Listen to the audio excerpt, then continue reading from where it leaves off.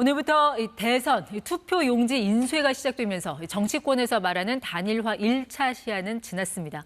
대선까지 남은 변수들 정치부 손소영 기자와 알아보겠습니다. 손 기자 어서 오세요.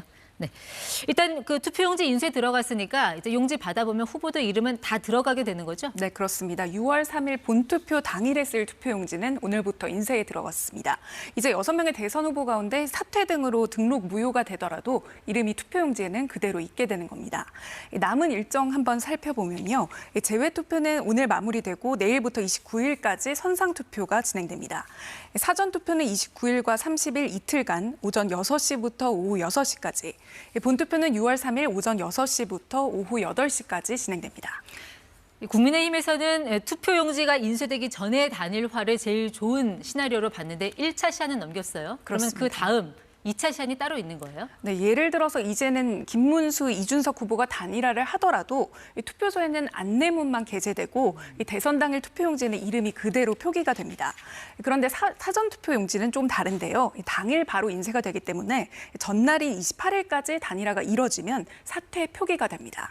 그래서 28일을 단일화 2차 시한으로 보는 겁니다. 네, 뭐 사실상 단일화 여부는 이준석 후보의 결단에 달린 거지 않습니까? 그래도 이준석 후보는 여전히 꿈쩍 않고 있던데 그래도 가능성이 있다고 보세요? 정치라는 게 상황에 따라 계속 변하잖아요. 지금 봐서는 어려울 것 같지만 가능성이 없다 이렇게 단정하기도 좀 어려울 것 같습니다. 김문수 후보는 오늘도 한 뿌리였으니 계속 노력을 하겠다. 만날 계획도 추진하고 있다. 이렇게 단일화 의지를 밝혔는데요. 국민의힘은 사전투표 전까지 어떻게든 단일화하겠다는 계획입니다. 다만 이준석 후보 입장은 여전히 강경합니다. 오히려 국민의힘이 단일화 얘기를 하면서 이재명 후보를 돕고 있다. 이렇게 비판했습니다.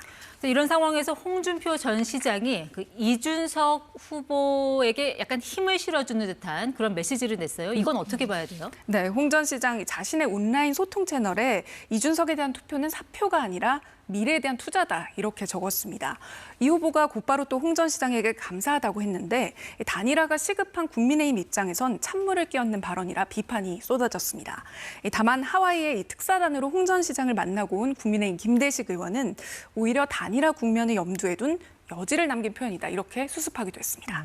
민주당 이재명 후보도 단일화 이슈를 계속 이야기하고 있어요. 결국은 단일화 할 거라고요. 이건 무슨 의도일까요? 네, 실제로 그럴 가능성이 있다고 보는 측면이 하나 있고요. 그리고 또 한편으로는 위기의식을 강조해서 지지층 결집을 하려는 그런 목적도 있다고 볼 수 있습니다.